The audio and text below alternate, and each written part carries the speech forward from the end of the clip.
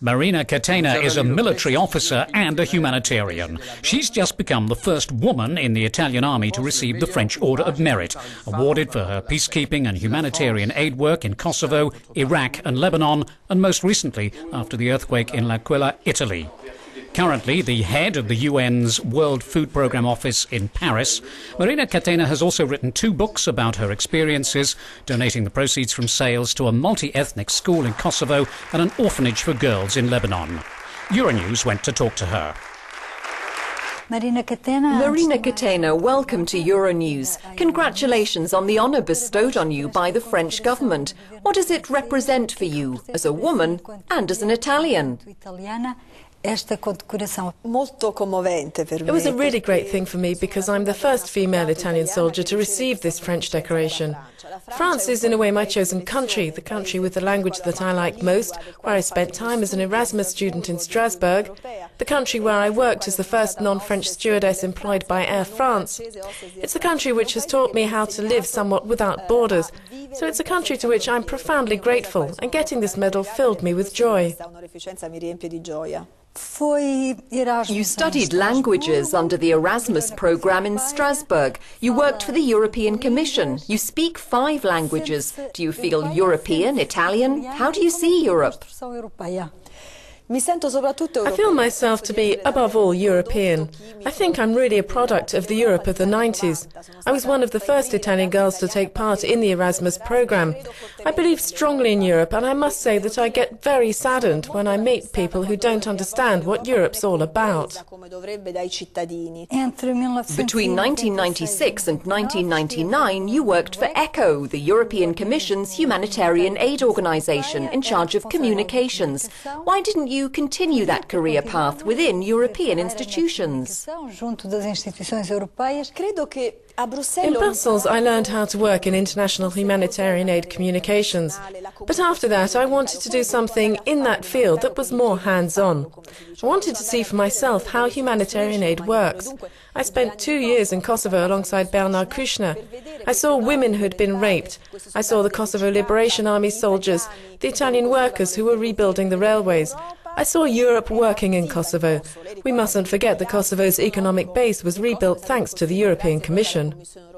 You want to promote peace and be a humanitarian, so why become a soldier? It was my dream as a child. I come from a part of the Italian region of Abruzzo called Ortona Mare, where there's a cemetery for Canadian soldiers killed during World War II.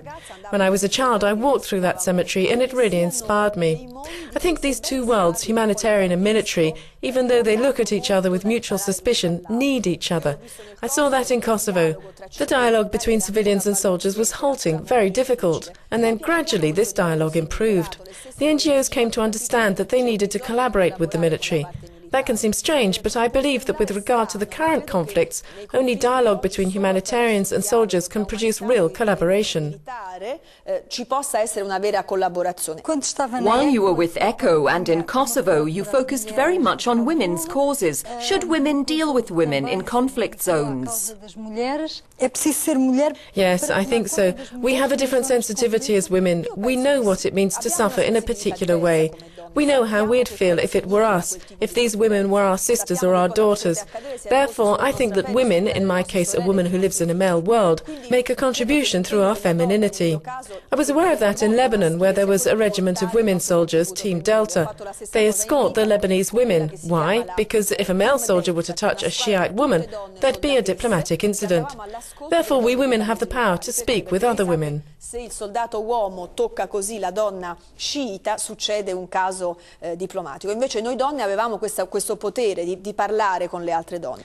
Looking at the pictures of you in uniform, you're the only woman. È vero, io mi sono That's true, it is true. All my life I find I'm the only woman. Right now, approximately 1% of all the soldiers in the world are women, just 1%. There is a UN resolution that asks countries to increase the number of women in their peacekeeping missions. That's because, as I say, we have a very important role being so close to the local people. Does a woman soldier have feelings? Very many, very many. As I wrote in my book, one can also fall in love in the army. We have feelings about what we left behind. We even have feelings of guilt. Because like my male colleagues, I've left behind a family, children who grow up. We're gone for 5-6 months. I think being a soldier is a job for romantics. 5-6 mesi lontani. Penso che il soldato sia un mestiere di grande romanticismo ancora. Do you have a husband, children? I never wanted to marry. I didn't, but I never wanted to get married. I am a free spirit, I recognize that. I'm engaged to a person who, how can I say, understands me very well, supports me. If they didn't, it wouldn't be possible. I believe we must be sincere with our decisions, and I don't think that my life is one, how can I say, where I can be married and have children. You were recently in LAquilla for the G8 meeting there. What were your thoughts when you saw that region, which you come from, so devastated by the earthquake? I've seen so many places devastated by war, but to see my own land, that's different. I remember when I arrived that morning, and I cried when I arrived in the centre at LAquilla. Taking part in the G8 was an extraordinary experience, to see that the world understood Italy's decision to hold this political event in an earthquake crater.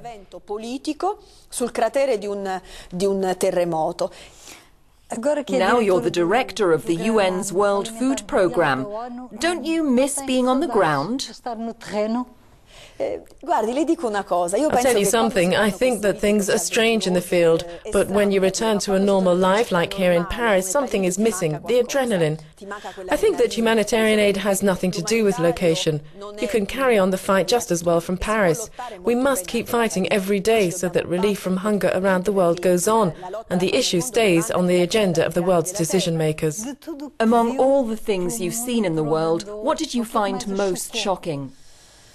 Of course, the attack on our soldiers at Nasiriyah on December the 12th, 2003, 19 Italian soldiers were attacked at our military base in Nasiriyah in the south of Iraq.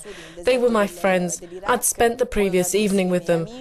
And when I was attacked in Pristina in April 2000, you get to realize that life is, to a large extent, a matter of chance. And